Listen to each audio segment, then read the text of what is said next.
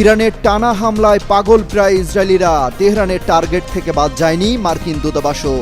ভয়ে বাংকারে লুকিয়েছিলেন তেল আবিবের কূটনীতিকরা। Iran Israel যুদ্ধে নতুন করে আলোচনায় পাকিস্তান। তেহরানে পরমাণু হামলা হলে তেল আবিবে পাল্টা পরমাণু বোমা ফেলবে ইসলামাবাদ, দাবি ইরানের শীর্ষ সেনা কর্মকর্তার। ইরাকে চরম বেকায়দায় যুক্তরাষ্ট্র। মার্কিন দূতাবাস ঘিরে ফেলেছে দেশটির বাসিন্দারা। নিরাপত্তার অজুহাতে পালিয়ে গেছেন আমেরিকান কর্মীরা।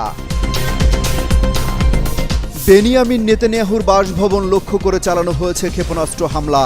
ছোড়া হয় অন্তত 50টি ব্যালিস্টিক মিসাইল। আগের যে কোনো সময়ের চেয়ে ইরানে হামলার পরিধি বাড়াতে পারে ইসরায়েল। ভয় আর আতঙ্কে তেহরান ছাড়ছেন হাজার হাজার মানুষ। ইসরায়েলে ইরানের হামলার তালে তালে উল্লাসে মাতেন লেবাননবাসী। ইয়েমেন গাজাতেও চলছে উৎসব মিছিল। ইরান যেন চোখ মুখ বন্ধ করে ইসরায়েলের টানা হামলা চালিয়ে যাচ্ছে। রাত দিন কোনো কিছুই তোয়াক্কা করছে না। সব হুমকি ধামকি উপেক্ষা করে ইসরায়েলকে রীতিমতো গাজার দৃশ্য দেখিয়ে ছাড়ছে তেহরান। তারই ধারাবাহিকতায় সোমবার আবারও ক্ষেপণাস্ত্র হামলা চালিয়েছে ইরান। এই হামলায় রাজধানী তেল আবিব ও বন্দরনগরী হাইফার বহু স্থাপনা ক্ষতিগ্রস্ত হয়েছে। শুধু তেল আবিবের সামরিক স্থাপনাই নয়, ইরানের টার্গেট থেকে বাদ যায়নি ইসরায়েলে অবস্থিত মার্কিন দূতাবাসও। ইরানের চালানো ক্ষেপণাস্ত্র হামলায় কিছুটা ক্ষতিগ্রস্ত হয়েছে যুক্তরাষ্ট্রের দূতাবাস। তবে কোনো হতাহত হয়েছে কিনা তা বিস্তারিত এখনো জানা যায়নি। মার্কিন গণমাধ্যম সিএনএন বলছে দূতাবাসটি বন্ধ রাখা হয়েছে। সেখানে আশ্রয় নেওয়া বাসিন্দাদের নিরাপদে সরিয়ে নেওয়া হয়েছে। পরিস্থিতি আরও খারাপ হতে পারে সেই শঙ্কায় অনেকে বাংকারে লুকিয়েছেন। মার্কিন প্রেসিডেন্ট ডোনাল্ড ট্রাম্প আগেই হুঁশিয়ারি দিয়েছেন, যদি মার্কিন ঘাঁটি বা তাদের স্বার্থে হামলা হয় তাহলে ওয়াশিংটন সম্পূর্ণ শক্তিতে জবাব দেবে। অপরদিকে ইরান এই হুমকি শুনে একটুও পিছু হটেনি। তারা বলছে মধ্যপ্রাচ্যে ইসলামী বাহিনী গঠন করে তারা লড়াই অব্যাহত রাখবে। ইরানের আরেক নেতা মোহসেন রেজাই বলেছেন, সৌদি আরব, পাকিস্তান ও তুরস্ককে সাথে নিয়ে তারা এই সেনাবাহিনী গঠন করবে। এদিকে ইসরায়েলি হামলায় ইরানের 2 শতাধিক মানুষ নিহত হয়েছে এবং আহত হয়েছে 1,500-এর বেশি মানুষ। বিশেষজ্ঞরা বলছেন এই সংঘাত ছড়িয়ে পড়তে পারে গোটা মধ্যপ্রাচ্যে। কারণ এরই মধ্যে ইরাকিরা রাস্তায় নেমে পড়েছে। সেখানে অবস্থিত মার্কিন দূতাবাস ঘিরে বিক্ষোভ করা হয়। ভয়ে আর আতঙ্কে পালিয়ে যায় ইরাকের মার্কিন দূতাবাসের কর্মকর্তারা। যেভাবে ইরান ইসরায়েলের মধ্যে হামলা পাল্টা হামলা চলছে, তাতে যে কোনো সময় পরমাণু হামলা চালিয়ে বসতে পারে নেতানিয়াহু প্রশাসন। এমন পরিস্থিতির মধ্যে আলোচনায় এশিয়ার অন্যতম পরমাণু শক্তিধর দেশ পাকিস্তান। মধ্যপ্রাচ্যের চলমান উত্তেজনায় বড়সড় ইঙ্গিত দিয়েছেন ইরানি রেভলিউশনারি গার্ডের জ্যেষ্ঠ এক কর্মকর্তা। তিনি দাবি করেছেন, ইসরায়েল যদি ইরানে পারমাণবিক হামলা চালায় তাহলে তার মারাত্মক জবাব দেবে পাকিস্তান। ওই ইরানি জেনারেল জানিয়েছেন, ইসলামাবাদ এই আশ্বাস দিয়েছে, তেহরানে পারমাণবিক আঘাত এলে তারা ইসরায়েল লক্ষ্য করে একই ধরনের জবাব দেবে, অর্থাৎ পাকিস্তান ইসরায়েলে পরমাণু হামলা চালাবে। ইরানের দাবি, পাকিস্তান শুধু সামরিক নয়, রাজনৈতিকভাবেও তাদের পাশে থাকার অঙ্গীকার করেছে। মুসলিম বিশ্বকে এক প্ল্যাটফর্মে আনার কথাও উঠেছে আলোচনায়। 2 দেশের সম্পর্কের ইতিহাসে উত্থান পতনের পর আবারও ঘনিষ্ঠতা বাড়ছে বলে ধারণা করা হচ্ছে।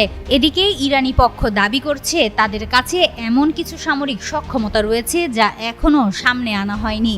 সম্প্রতি 2 দেশের সম্পর্কে উষ্ণতা ফিরে এসেছে। মুসলিম বিশ্বের ঐক্যের ডাকও উঠে এসেছে আলোচনায়। যদিও পাকিস্তান পরমাণু অস্ত্র ব্যবহারের বিষয়ে আনুষ্ঠানিকভাবে কিছু বলেনি, তবে ইসরায়েলের বিরুদ্ধে অবস্থান স্পষ্ট করেছে। বিশ্বের 9টি স্বীকৃত পারমাণবিক শক্তিধর দেশের তালিকায় পাকিস্তান ও ইসরায়েল 2 দেশই রয়েছে। এই প্রেক্ষাপটে অনেকেই বলছেন, সাম্প্রতিক হুঁশিয়ারি আসলে সরাসরি যুদ্ধের প্রস্তুতি নয়, বরং কূটনৈতিক চাপ তৈরির কৌশল হতে পারে। অন্যদিকে যুক্তরাষ্ট্রের প্রেসিডেন্ট ডোনাল্ড ট্রাম্প জানিয়েছেন, তিনি ইসরায়েল ইরান সংঘাত নিরসনে মধ্যস্থতা করতে চান। তবে তার হুঁশিয়ারি, ইরান যদি যুক্তরাষ্ট্রকে হুমকি দেয় বা আঘাত করে তবে নজিরবিহীন সামরিক শক্তি দিয়ে জবাব দেওয়া হবে। পাকিস্তানের প্রতিরক্ষা মন্ত্রী খাজা আসিফ এ প্রসঙ্গে বলেছেন, পশ্চিমা বিশ্ব যদি ইসরায়েলের পারমাণবিক অস্ত্র নিয়ে নীরব থাকে তবে গোটা বিশ্বের নিরাপত্তাই প্রশ্নের মুখে থাকবে। তিনি ইসরায়েলকে অস্থিতিশীল রাষ্ট্র আখ্যা দিয়ে বলেন, তাদের আচরণ পুরো অঞ্চলকে বিপর্যয়ের দিকে ঠেলে দিচ্ছে। হিমাতুল জান্নাত, যুগান্তর নিউজ। গোটা মধ্যপ্রাচ্যে চরম বিপাকে মার্কিন ঘাঁটিগুলো। যে কোনো সময় সব মার্কিন ঘাঁটি ইরানের হামলা টার্গেট হতে পারে বলেও শঙ্কা করা হচ্ছে। এমনটা হলে ইরান ইসরায়েল যুদ্ধে সরাসরি জড়িয়ে পড়বে যুক্তরাষ্ট্র। পরিস্থিতি যখন এমন, তখন ইরাকে অবস্থিত মার্কিন দূতাবাস ঘিরে ফেলেছে ইরাকের বাসিন্দারা। রোববার রাতে শত শত ইরাকি হলুদ পতাকা হাতে মার্কিন দূতাবাসের সামনে বিক্ষোভ করেন। এমনকি ইরানের পতাকা হাতে নিয়ে শোডাউনও দেওয়া হয়। এরপরই ভয় আর আতঙ্কে দূতাবাস ছেড়ে পালিয়ে যান অনেক মার্কিন কর্মকর্তা। যদিও হোয়াইট হাউস বলছে নিরাপত্তার শঙ্কায় তাদের কর্মকর্তাদের সরিয়ে নেওয়া হয়েছে। অনেকে বলছেন ইরানের পাশে যেভাবে ইরাকের মানুষ দাঁড়িয়েছে, এই কারণে আগ্রাসী আচরণ থেকে পিছু হটতে বাধ্য হয়েছে যুক্তরাষ্ট্র। ইরান ইসরায়েল যুদ্ধ বন্ধের আহ্বান জানিয়েছেন মার্কিন প্রেসিডেন্ট ডোনাল্ড ট্রাম্প। পাশাপাশি হুঁশিয়ারি দিয়েছেন, যদি কোনো কারণে যুক্তরাষ্ট্রের কোনো ঘাঁটি হামলার শিকার হয় তাহলে ইরানেও স্মরণকালের সবচেয়ে ভয়াবহ হামলা চালাবে যুক্তরাষ্ট্র। নিরাপত্তা ঝুঁকির কারণে ইরাকের বাগদাদে অবস্থিত মার্কিন কর্মীরা দূতাবাস ছেড়ে অজ্ঞাত স্থানে পালিয়ে যাচ্ছেন। যদিও হোয়াইট হাউস বলছে তাদের ইরাক থেকে সরিয়ে নেওয়া হচ্ছে, তবে সেখানে ইরানের সম্ভাব্য হামলার হুমকির বিষয়টি গোপন করে গেছেন। বুধবার কর্মী সরিয়ে নেওয়ার কার্যক্রম শুরু হয়। বৃহস্পতিবারও এই প্রক্রিয়া অব্যাহত রয়েছে বলে জানা গেছে। যদিও কিছু কর্মকর্তা বলছেন ইরান ইসরায়েল সংঘাতের কারণেই কিছু আমেরিকানকে এই অঞ্চল ছেড়ে যাওয়ার পরামর্শ দেওয়া হয়েছে। ইরান ইরাকের কিছু মার্কিন স্থাপনায় প্রতিশোধমূলক হামলা চালাতে পারে বলে তারা আশঙ্কা করছেন। সিবিএসকে কর্মকর্তারা জানিয়েছেন, মধ্যপ্রাচ্যে মার্কিন রাষ্ট্রদূত স্টিভ উইটকফ রোববার ইরানের সাথে পারমাণবিক কর্মসূচি নিয়ে আলোচনা করার পরিকল্পনা করেছিলেন, কিন্তু পরিস্থিতি বেগতিক দেখে আগেভাগেই দূতাবাস ছেড়ে সবাই পালাচ্ছেন। যুক্তরাষ্ট্র চায় ইরান যেন ইউরেনিয়াম সমৃদ্ধকরণ কার্যক্রম বন্ধ করে। তারা কিছুতেই চায় না তেহরান পারমাণবিক বোমা তৈরির সক্ষমতা অর্জন করুক। এজন্য ডোনাল্ড ট্রাম্পের নির্দেশনায় যুক্তরাষ্ট্র ইরানের সাথে আলোচনার উদ্যোগ নেয়। আলোচনায় প্রস্তাব আসে সমৃদ্ধকরণ কার্যক্রম বন্ধের বিনিময়ে তেহরানের উপর আরোপিত অর্থনৈতিক নিষেধাজ্ঞা শিথিল করা হবে। সে সঙ্গে হুমকি আসে আলোচনা ব্যর্থ হলে সামরিক পদক্ষেপ নিতে পিছপা হবে না যুক্তরাষ্ট্র। এ পরিস্থিতিতে পাল্টা হুমকি দিয়েছে ইরান। সংঘাত বাঁধলে দেশটি আশপাশের সব মার্কিন সামরিক ঘাঁটিতে হামলা চালাবে। সেসব ঘাঁটি কোন দেশে অবস্থিত সেটাও বিবেচনা করবে না আয়াতুল্লাহ আল খামেনির দেশ। এরপরই শঙ্কা শুরু হয় যুক্তরাষ্ট্রও এই যুদ্ধে জড়িয়ে পড়তে পারে। আশিকুর রহমান, যুগান্তর নিউজ।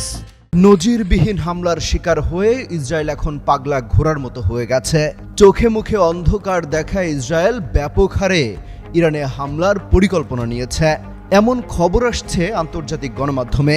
পরিস্থিতির ভয়াবহতা আঁচ করতে পেরে আগেভাগে রাজধানী তেহরান ছাড়ছেন ইরানের হাজার হাজার মানুষ।